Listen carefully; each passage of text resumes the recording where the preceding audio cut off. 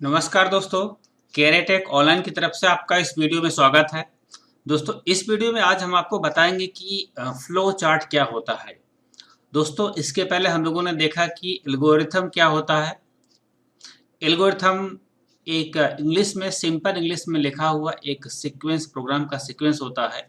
वैसे ही flow chart जो है एक ग्राफिकल टूल्स के द्वारा लिखा हुआ एक प्रोग्राम का सीक्वेंस होता है, जो हमको बताता है कि प्रोग्राम जो है किस प्रकार से आगे बढ़ रहा है या किस प्रकार से वो प्रोसेसिंग कर रहा है। तो दोस्तों, फ्लो चार्ट एक टूल है, एक पिक्चोरियल टूल है, जिसके द्वारा हम प्रोग्राम को दिखाते हैं चित्र के माध्यम से।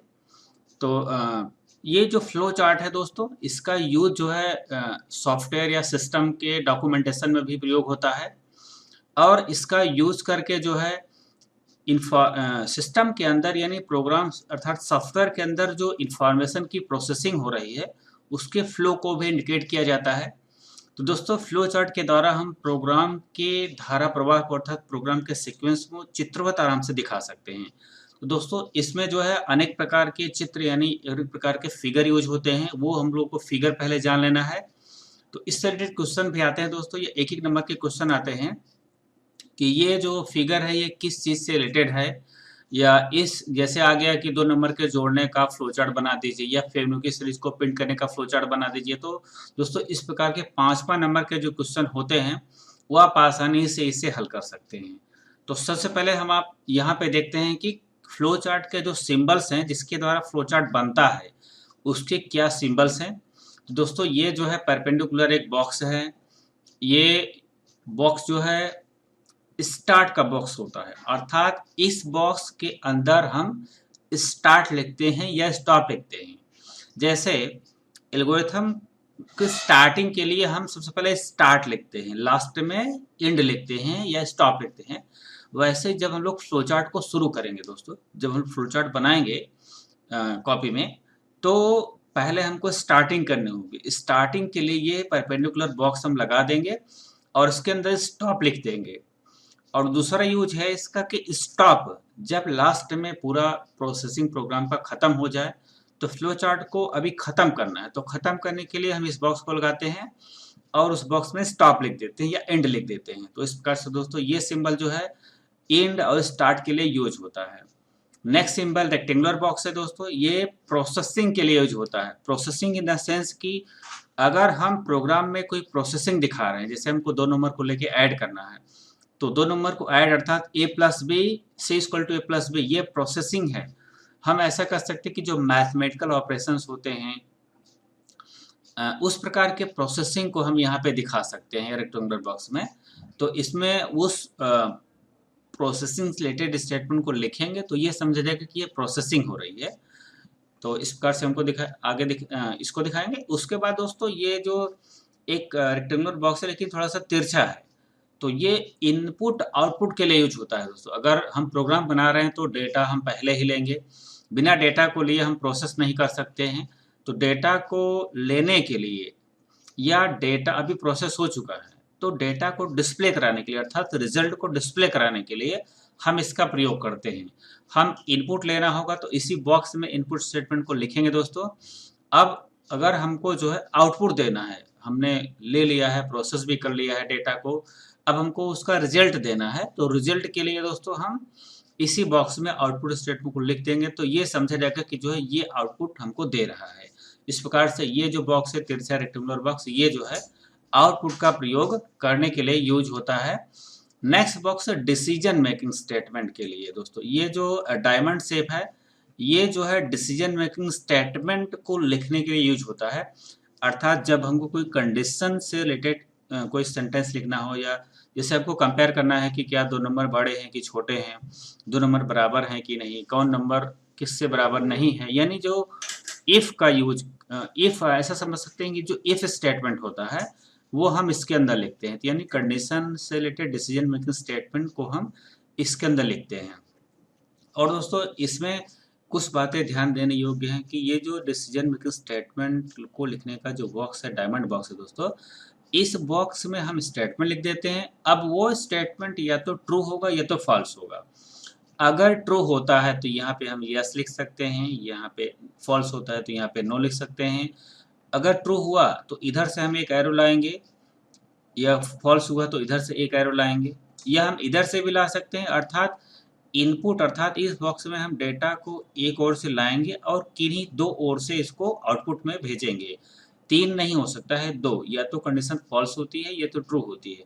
तो इधर से भी कर सकते हैं, या इधर से भी कर सकते हैं, या इधर से, अर्थात किसी दो, या तो इधर इधर, या तो इधर इधर, या तो इधर। तो दोस्तों इस प्रकार से इसको हम डिसीजन मेकिंग स्टेटमेंट को लिखने के लिए इस बॉक्स का यूज करते हैं।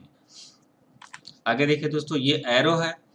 एरो क्या काम करता है कि बताता है कि अगला स्टेप प्रोग्राम का क्या है। जैसे हमने स्टार्ट के द्वारा स्टार्ट किया, अब फिर से एरो लगाएंगे, आगे चलेंगे तो हमको इनपुट लेना है, इनपुट ले लिया, अब उसको हमको जोड़ना है या कोई भी अर्थमेटिक ऑपरेशन करना है, तो फिर हम एरो लगाएंगे, फिर हम आगे जाएंगे तो हमको उसको डिस्प्ले कराना है। इस प्रकार से दोस्तों हम एरो का यूज जो है स्टेप को आगे ले जाने के लिए करते हैं।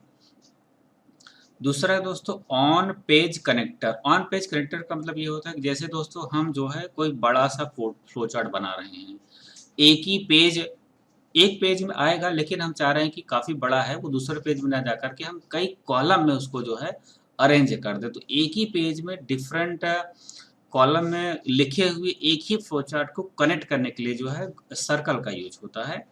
अगर ऐसे ही काफ़ी बड़ा फ्लो चार्ट है, हम उसको दो पेज में बनाना चाहते हैं, तो नेक्स्ट पेज का रिलेशन पहले वाले पेज के फ्लो चार्ट से करने के लिए हम इस सिंबल का यूज करते हैं। दोस्तों जो एग्जाम के पॉइंट ऑफ व्यू से है वो या तो एरो आ सकता है, एरो तो कम आता है, या तो इनमें से कोई भी आ सकता है, स्टार्ट या प्रोसेसिंग या इनपुट आउटपुट या डायमंड जैसा डिसीजन बॉक्स। दोस्तों तो ये रहा कि क्या फिगर्स यूज होते हैं फ्लो चार्ट के अंदर। अब हम लोग देखेंगे कि फ्लो चार्ट को बनाते समय किन किन बातों का ध्यान रखा जाए।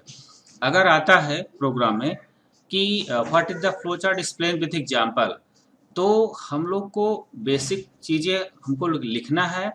लिखने के बाद जो है, लिखने के बाद उससे रिलेटेड जो भी खास खास बातें हैं वो भी लिख देना है। तो टोटल हमको पूरा 5 नंबर मिल जाएगा। छोटा सा एग्जाम्पल भी दे देना अगर वो एग्जाम्पल कहता है तो। फिर भी अगर पूछता है कि what is the flow chart explain with example, explain with example जरूर कहेगा दोस्तों, तो वहाँ पे छोटा सा एग्जाम्पल कोई भी दे सकते हैं आप। तो इसमें जो जरूरी बात है वो ये है दोस्तों कि स्टार्ट और स्टॉप जो सिंबल है वो एक ही बार लगेगा दोस्तों, केवल एक बार लगेगा, शुरू में स्टार्ट और लास्ट में एंड। उसके बाद जो जैसे हमारा प्रोग्राम होता है दोस्तों टॉप टू बॉटम चलता है, ऊपर से नीचे की ओर और लेफ्ट से राइट की ओर, वैसे ही हमारा फ्लो चार्ट भी टॉप टू बॉटम चलेगा और लेफ्ट से राइट की ओर चलेगा दोस्तों। इसके बाद नेक्स्ट है कि हम जो है जो एरो होता है दोस्तों, एरो को कभी क्रॉस नहीं करेंगे, अर्थात जो फ्लो चार्ट होता है वो सिंबल और एरो का कॉम्बिनेशन होता है। तो कोई भी सिंबल या विशेषकर एरो जो है, सिंबल तो कभी क्रॉस होगा नहीं, एरो जो है, एरो एक दूसरे को क्रॉस नहीं करना चाहिए, तो नहीं तो फ्लो चार्ट जो है गलत माना जाता है दोस्तों। अब यहाँ पे एक जो है कुछ आपको हम प्रैक्टिकल, यहाँ पे सॉरी प्रैक्टिकल तो इसमें संभव नहीं दोस्तों क्योंकि ये ग्राफिकली होता है, तो हम इसमें कुछ एग्जांपल्स आपको करके दिखाते हैं। जैसे हमको फ्लो चार्ट बनाना होगा कि दो नंबर को हम कैसे ऐड करते हैं दोस्तों। तो देखिए ऐड करने के लिए है, सबसे पहले हम स्टार्ट करेंगे, ये परपेंडिकुलर बॉक्स हमने लगा है स्टार्ट, इसमें लिखा है स्टार्ट हो गया, एरो लगा के हमने उसको नेक्स्ट स्टेप पे किया है। ये इनपुट का बॉक्स है, यहाँ पे हमने नंबर 1 और नंबर 2 में दो नंबर ले लिए हैं। आगे आइए एरो से देखिए दोस्तों, ये नंबर को जोड़ने वाला अर्थात प्रोसेसिंग का बॉक्स है। कॉमन सी बात है, अगर हमको दो नंबर को ऐड करना है तो पहले हमको नंबर लेना पड़ेगा। अगर को जैसे दोस्तों नॉर्मली हम जब कोई घर पे काम करते हैं तो जो काम घर पे एक सीक्वेंस में होता है, जैसे हमको जो है मार्केट से कुछ लाना है तो हम पहले तैयार होते हैं यानी स्टार्ट करते हैं, फिर हम पैसे लेते हैं यानी इनपुट लेते हैं, फिर हम जाते हैं वहाँ पर सामान लेते हैं, तब प्रोसेसिंग का काम करते हैं, फिर हम आ जाते हैं, हमको सामान मिल जाता है, वो है आउटपुट हमारा, और हम आराम से रिलैक्स हो जाते हैं, फ्रेश हो जाते हैं, वो है एंड।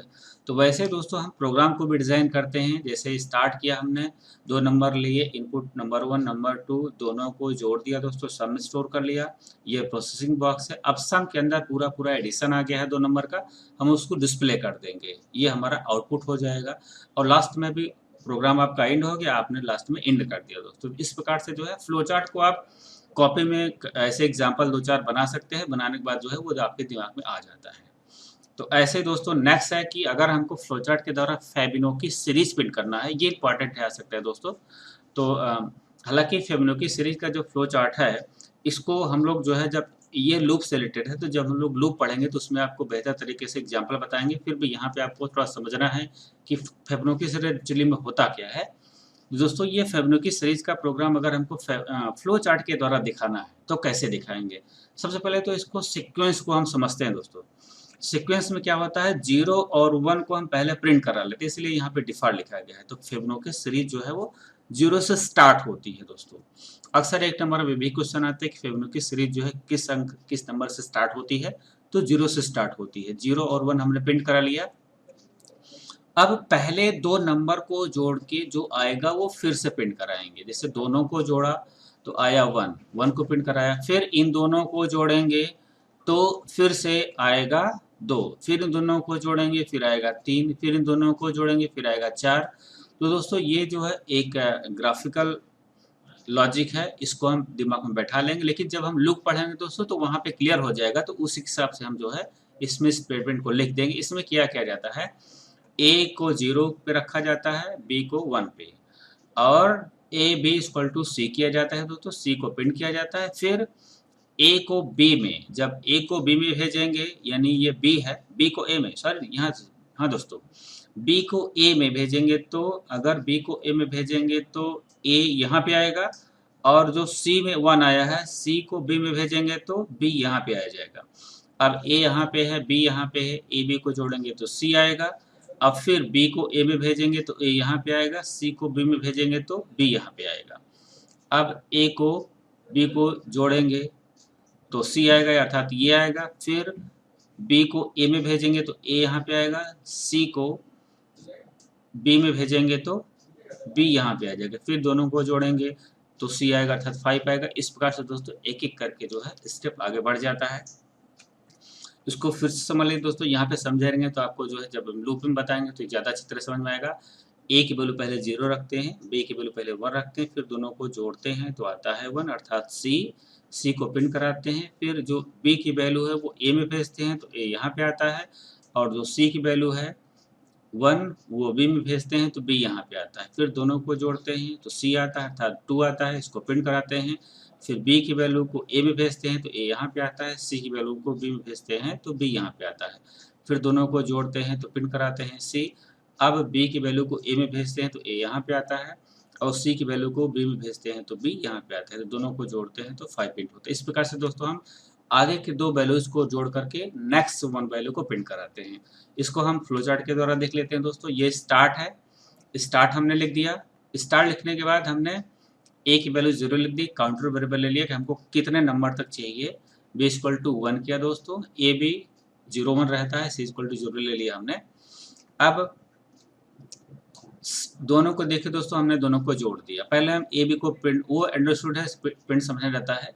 ए बी को दोनों को जोड़ लेंगे, सी के अंदर दोनों का जोड़ आ गया है, बी को ए में भेज देंगे, सी को बी में भेज देंगे, तो ए और बी थोड़ा आगे बढ़ जाएगा, और काउंटर वेरिएबल को 1 से प्लस कर देंगे, नीचे सी को प्रिंट करा देंगे। फिर यहाँ पे अगर जो है काउंटर वेरिएबल 5 से कम होता है या बराबर होता है, अगर 5 से कम है या बराबर है तो ऊपर जाएगा, फिर से यह प्रक्रिया होगी, यानी फिर से ए बी प्लस होंगे, सी में आएंगे, फिर बी को ए में भेजेंगे, सी में बी को भेजेंगे दोस्तों, फिर काउंटर वेरिएबल को 1 प्लस कर देंगे, फिर सी को प्रिंट कर देंगे, फिर नीचे ऐसे करेंगे। इस प्रकार से दोस्तों अगर काउंटर वेरिएबल 5 से ऊपर हो जाता है, अर्थात ये कम या बराबर नहीं, अर्थात ज़्यादा है काउंटर वेरिएबल की वैल्यू, तो वहाँ पे हम समझेंगे कि हमने 5 स्टेप तक जो है फेबिनोकी सीरीज को प्रिंट करा लिया है। फिर हम एग्जिट प्रोसीजर, अर्थात ये बंद हो जाएगा। अब हम बाहर आ गए और यहाँ पे स्टॉप लगा दिया, अर्थात हम जो है अब अपने फ्लो चार्ट को बंद कर रहे हैं। तो ये बॉक्स दोस्तों थोड़ा सा गोला भी हो सकता है, थोड़ा सा रेक्टेंगुलर एकदम नहीं रहेगा। रेक्टेंगुलर बॉक्स दोस्तों ये है, थोड़ा सा ऐसा घुमावदार रहेगा, या ऐसा गोला भी बना सकते हैं। तो ये देखा आपने दोस्तों कैसे हम फ्लो चार्ट बनाते हैं। दोस्तों अब जो है हम लोग नेक्स्ट वीडियो में देखेंगे कंडीशनल स्टेटमेंट क्या होता है। एक्चुअली दोस्तों कंडीशनल स्टेटमेंट से हमारे प्रोग्राम की स्टार्टिंग होती है। कंडीशनल स्टेटमेंट जो है आपको जैसे ही शुरू होता है, आपको फर्स्ट क्लास वीडियो देखते रहना है और अपने कॉपी में प्रोग्राम को लिखना है, अपने से कई बार ड्राई रन कराना है, अर्थात रन करा के अपने से कॉपी में देखना है, अपना कॉन्सेप्ट क्लियर करना है, फिर उसको प्रैक्टिकल करके सिस्टम में करके समझ लेना है। तो सारी चीज़ें बहुत बाकायदा बहुत डिटेल में बताएंगे दोस्तों। तो इसी वीडियो के साथ थैंक यू, नमस्कार दोस्तों।